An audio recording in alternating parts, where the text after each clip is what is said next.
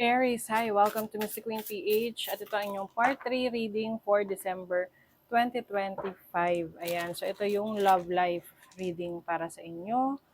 So paalala lang, ito ay general reading, so maaari kayong makarelate, maaring hindi. Just take what resonates. Pa-follow, like, subscribe na rin para lagi kayong updated sa ating mga readings. So let's see. Ang love life naman ay hindi lang sa romantic relationship ha. Pwede rin to sa mga mahal nyo sa buhay, yung relationship, connection nyo sa iba. Okay, so let's see.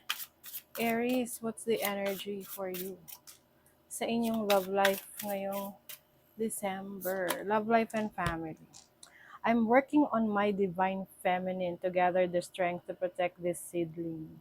I want to be more nurturing and loving towards this new beginning. Ayan. So for some of you, meron kayong inaayos sa inyong sarili. No? You want to step into your divine feminine energy para mas makapagbigay kayo ng pagmamahal, pag-aaruga, ayan, caring, loving, nurturing energy para sa iba, para sa mahal nyo sa buhay. Yung iba sa inyo, pwedeng merong new beginning sa relationship. This can be a new connection that you're dealing with. Yung iba naman, pwedeng merong bagong member ng family, like a baby coming in. So you are preparing yourself for that. Let's see what else.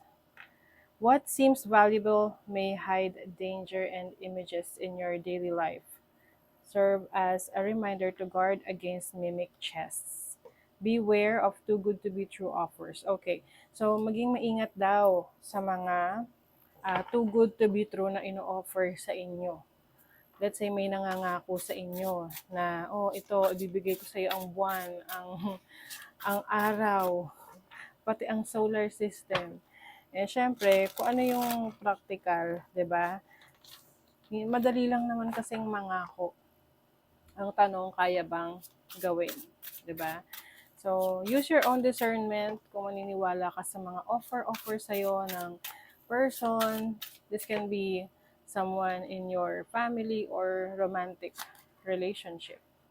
Even with distance, I know we are never truly apart. Our bond is stronger than any obstacle. Uy, yung iba sa inyo, you are into a long distance relationship. So, medyo malayo kayo ng person mo sa isa't isa. Pero kahit na kayo ay malayo sa isa't isa, still, very strong ang inyong connection. Ayan. Yung iba sa inyo, OFW. Yung partner nyo or yung partner nyo, OFW. Let's see what else. Love life ng mga Aries ngayong December 2025. Six of Wands. Wow, okay. So this is about success. Success in your relationships. Maaring yung mga pangarap nyo ng mahal mo sa buhay, partner mo, is really happening. You have the Page of Wands, Page of Cups. Meron talagang baby. Oo, baby is coming in. Or iba sa inyo, buntis, mabubuntis, manganganak na. Page of Swords. Puro pages to. Some of you, meron kayong deep relationship with a younger person, or this can be your child, no, anak niyo. Queen of Pentacles, an energy na nurturing, someone na nagbibigay na, nagpo-provide for the family. I feel like ang focus mo ngayon ay yung relationship mo sa partner mo, sa mga anak mo, yung iba sa inyo single parent, no? Yun yung focus ninyo ngayong December. How to provide, magbigay, tugon sa mga pangangailangan ng inyong mga mahal sa buhay. What is the Six of Wands energy?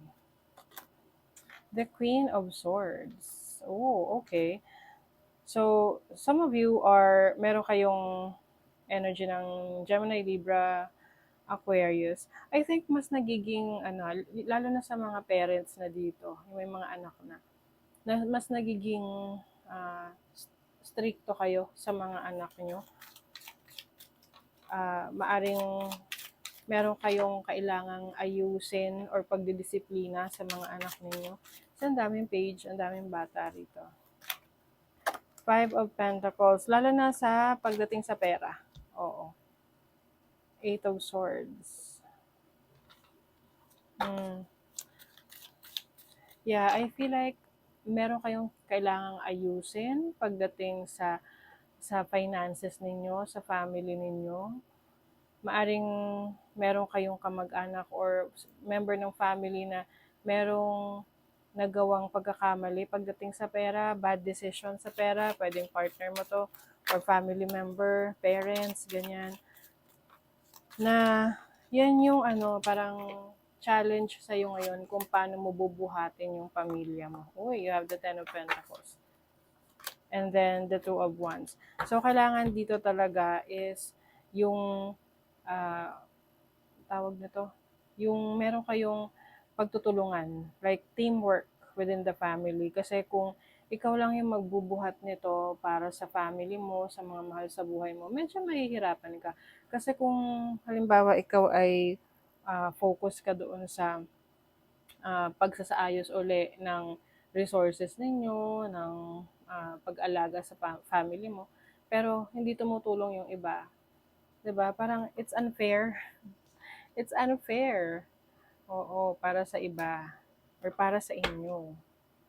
Kaya kailangan dito kung meron kang kailangan kausapin na may alam na sa sitwasyon ninyo, kailangan mong kausapin to about what needs to be done, ano yung kailangang i-work out, lalo na sa finances. Yung iba sa inyo, Aries, finances kasi ang issue sa family. Pwedeng hindi nyo na pag-uusapan talaga kung ano yung main problem. Pwedeng merong member ng family na may bisyo or hindi talaga marunong sa pera, tapos nadadamay pa kayo.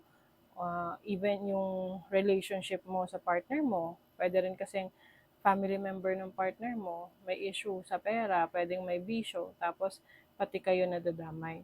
So, kailangan dito merong pag-uusap within the family para ma-erase talaga yung concern at magawan ng solusyon. What needs to be done. Let's see. Ito naman ay message. Tingnan natin kung ano yung message.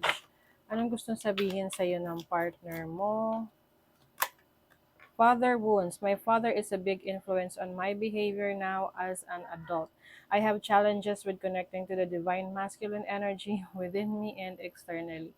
Okay. So, father wounds. Pwedeng yung person mo, meron siyang issue sa father niya, or kaya hindi rin siya, parang, alam mo yung tipong hindi siya lumaki na merong tatay na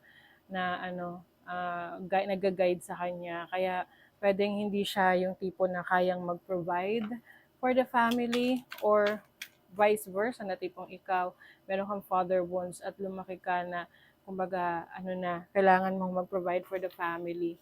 At yun nga lang ang tendency, ikaw laging inaasahan kasi ikaw yung laging nagsi-step up.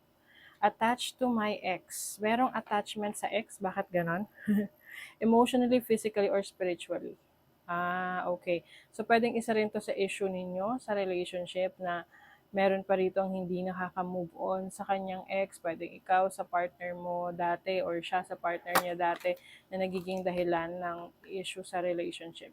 I've been watching you over from every source. Meron ditong nagiging parang curious, no? Pwedeng, yun nga, kanina, pwedeng kayo ay long distance relationship. You are checking on each other. Pwede kasing may trust issue dito eh. So, mahirap pag may trust issue ha, kasi kahit anong kilos, laging may paranoid, merong nasistress na totoo ba yung nangyayari or yung plano or yung ginagawa. So, if nasira na yung tiwala, ewan ko kung ano bang pwede nyong gawin dyan kasi it's either magtitiwala ka 100% or wag na eh. Oo. So, you have to decide. You are limitless. You can do anything you choose. Yes. So, kung ano yung pipiliin mo, meron kang choice, no? You have the choice to choose what will be best for you, even sa relationship, or kung anong path yung tatahakin mo sa pakikipagrelasyon. Kasi lahat naman ng relationships natin, maging successful man yan o hindi, meron tayong lesson na matututunan doon. At yung lesson na yun, yun yung importante na may a-apply natin sa buhay natin moving forward para mas maging better version of ourselves tayo. At pagdating ng panahon na ready ka na for a new relationship, then you are a better partner, 'di ba? So that is your reading, Aries. Thank you so much. See you again.